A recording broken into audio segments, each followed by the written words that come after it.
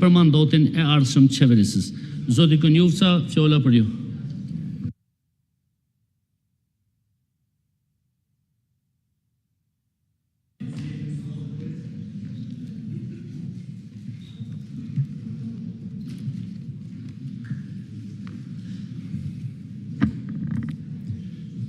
I nderuari kryetari Kuvendit Dimal Basha, nderuar deputet, të dashur ambasador të vendeve mike në Republikën e Kosovës, të dashur mysafir, të nderuar gazetar të pranishëm, për herë të parë në jetën e vet parlamentare, Kuvendi i Republikës nuk arriti ta legjitimojë me votë qeverinë e shtetit. Votimi 26 shtetorit, Votimi të 26 shtetorit i parapriu një krizë 6 mujore, e cila ishte rezultati pamundësisë për ta zgjedhur kryetarin e Kuvendit. Viti 2025 do të mbahet mend si një vit shumica e cilit humbi në përpjekje për themelimin e institucioneve tona kushtetuese, Kuvendit dhe qeverisë. Përkundër kësaj, viteve të fundit, arritjet e Kosovës të shtetit tonë nuk janë të vogla. Po hymë në vitin e 5 me rritje ekonomike mbi 4% dhe disiplina fiskale po shkon duke u konsoliduar. Borxhi jashtëm ndodhet në pikën e tij historikisht më të ulët, kurse mbledhja e brendshme e tatimeve, bashkë me qarkullimin e bizneseve, ka shënuar rritje enorme. Në veri të vendit janë luftuar me sukses strukturat e Serbisë lidhura me krimin e organizuar si dhe me kontrabandën, kurse buxheti për mbrojtje është katërfishuar e po ashtu është rritur në për sektor vital të shtetit tonë. Në planin ndërkombëtar gjatë këtij mandati u mundsua lëvizja pa viza në zonën Schengen të qytetarëve tonë, kurse erdhën po ashtu edhe 3 njohje ndërkombëtare shumë të rëndësishme për Republikën e Kosovës. Këto janë bërë fal punës së mirë të qeverisë Kurti. Të nderuar kolegë, tash jemi në fazën e mandatarit të dytë për krijimin e qeverisë. Me këtë animozitet në spektrin ton politik, vështirë që do të arrijmë edhe një konsenzus për zgjedhjen e presidentit në muajin mars. Pa një qeveri të re, vendi ynë e ka të sigurt vetëm një gjë: thellimin e krizës aktuale. Përmes themelimit të kësaj qeverie, sot ne synojmë disa gjëra bazike për shtetin tonë. Së pari synojmë ta kursejmë Kosovën nga 2 palë zgjedhje eventuale. Do të ishte arrogancë ta çonim vendin tonë drejtën zgjedhje. Patëm zgjedhjen shkurt këtij viti e pastaj 2 raunde zgjedhjesh lokale në tetor dhe në nëntor. Tash nëse shkojmë në zgjedhje të reja dhe në dhjetor, kush na garanton që do t'i shmangim ato edhe në mars? Nuk ka kurfar garancie. E nëse kjo ndodh, institucionet do të jenë gjithnjë të përgatitura, ama për qytetarët tonë është raskapitse, për KQZ-n një sfidë të cilën kurrë nuk e kanë provuar, është e paprecedent, kurse për taksat e popullit edhe 8 milion euro tjera të harxhuara pa arsye. Të mos harrojmë po ashtu që ideja e domosdoshmërisë së një qeverie përmes mandatarit të dytë lindi pas dështimit të mbledhjes së kryesisë së Kuvendit. Në mbledhjen e parë të kryesisë së Kuvendit, lëvizja vetëvendosje propozoi që përmes një marrëveshje politike të themelohen trupat e Kuvendit, në këtë rast komisionet parlamentare, ashtu që ato së paku të mund të trajtonin buxhetin e ri të vitit 2026. Grupet parlamentare nuk u pajtuan, prandaj e vetmja rrugë është ezaurimi i mundësisë për krijimin e qeverisë në tentimin e dytë që i hap rrugë funksionalizimit të Kuvendit. 3 hapa esencial janë ndërmarrë nga vetëvendosja për shmangjen e zgjedhjeve të njëpasnjëshme. Së pari 2 letra për koalicion, drejtuar partisë së tretë, të cilat u refuzuan. Së dyti, përpjekja që në kryesit kuvendit të gjendet një marrëveshje për themelimin e komisioneve parlamentare spaku për trajtimin e buxhetit, edhe kjo dështoj, dhe e treta është kjo e fundit, ku ndodhemi tash, është votimi i qeverisë së mandatarit të dytë. Nëse dështon edhe kjo e treta, atëherë pashmangshëm shkohet në zgjedhje treja parlamentare, ama duhet ta dim secili se çka mbart mbi supe, e këto janë përgjithësi të ndryshme.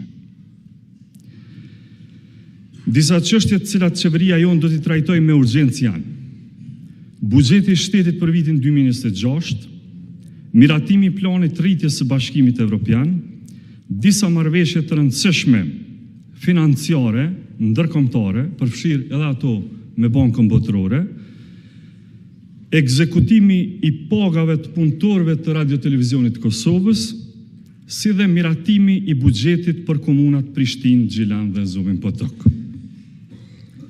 Duhet t'u risjell në mendje po ashtu që unë po kërkoj nga ju diçka që ne vetë e kemi pas bërë në vitin 2020. Të gjithëve na kujtohet se si vetëvendosja e pa të votuar buxhetin e qeverisë Hoti me 29 dhjetor të vitit 2020. Neve nuk na u pa dukur ai buxhet i personit Avdullah Hoti, por i shtetit Kosovës. Edhe ne mund të mos e kishim votuar atë buxhet, ama do të bëshim përgjegjës për një krizë nga e cila rrezikoheshin drejt për drejt të gjitha pagat e sektorit publik. Ne atëherë bëm dallimin mes asaj që ishte interes publik dhe betejë politike e përditshme. Ne atëherë ditëm që po të mos votohej ai buxhet, nga ne, kryeministrit në atë kohë Hoti, ndoshta do t'ja kishim bërë një goditje simbolike, ama goditjen më të madhe do t'a kishin marrë ushtarët e policë tonë, arsimtarët e mjekë tonë, administrata e pensionistët tonë. Ne e ka përcyem vetën atë ditë, e njëjta po kërkohet edhe nga ju sot. Sot jam këtu para jush për ta vendosur politikën rrafshin e saj më të lartë, përgjegjësinë para qytetarëve. Shteti nuk është një skenë ku luajnë vetëm interesat, shteti para së gjithash është një marrëveshje etike për të mirën e përbashkët. Në këtë kuptim nuk ka vlerë menaxhimi i status quo-s, por e rëndësishme mbi të gjitha është tejkalimi i saj. Ne mund të hapim një horizont të ri, të dashur kolegë. Një horizont ku askush nuk humb asgjë, por përkundrazi, rirreshtohen mundësitë për të gjithë pa përjashtim. Institucionet nuk ekzistojnë për ta mbrojtur forcën bllokuese a penguese, por për të fuqizuar qytetarët dhe popullin. E ardhmja nuk ndërtohet me frikë droj, por me vetbesim dhe me dije. Prandaj çdo vendim, çdo politik, çdo hap duhet të matet me pyetjen: a e çliron kjo apo e kufizon potencialin zhvillues e ndërtues për qytetarët? Sot ja vlen të zgjedhim rrugën në dukje të komplikuar ndoshta, por ne nuk kemi nga askush tjetër këtu jashtë nesh, jashtë këtij parlamenti që i grumbullon të zgjedhurit e popullit, që ta presim drejtësinë e veprimeve tona. Atë do të krijojmë vetë ne. Të udhëheqim me guxim edhe në shtigjet të pashkelura më herët. Burimi i këtij guximi do të na karakterizojë të gjithëve sot, e kjo është besimi te qytetarët tonë, si dhe obligimi që e kemi ndaj sakrificave e kontributit të paraardhësve, e jo më pak edhe ndaj ëndrave e dëshirave të pasardhësve tonë. Qytetarët na duan neve që t'i zbatojmë detyrat që i kemi marrë. Si përfaqësues të tyre, ne duhet ta kryejmë detyrën tonë, ta pajisim vendin me një qeveri. Rritja ekonomike si vjet do të jetë, e kam fjalën për vitin e ardhshëm, sepse po hym tashmë në vitin 2026, mbi 4% të bruto prodhimit vendor. Rritja e konsumit, e eksporteve dhe investimeve kapitale është e qëndrueshme. Kjo na mundson që ta shpërndajmë rritjen e zhvillimit ekonomik, e që zhvillimin ta kthejmë pastaj në progres, që ekonomin ashtu ta kemi në shërbim të shoqërisë tonë. Viti i ardhshëm do të jetë në një rënon vit investimeve kapitale me mbi 1 miliard euro, i mbështetjes prodhimit në sektorin privat me financim deri në 1 miliard euro, edhe kjo, i fillimit urgjent të hekurudhës Prishtinë-Durrës dhe i 5 digave për akumulimin e ujit e i projekteve treja energjetike me burimet që i kemi.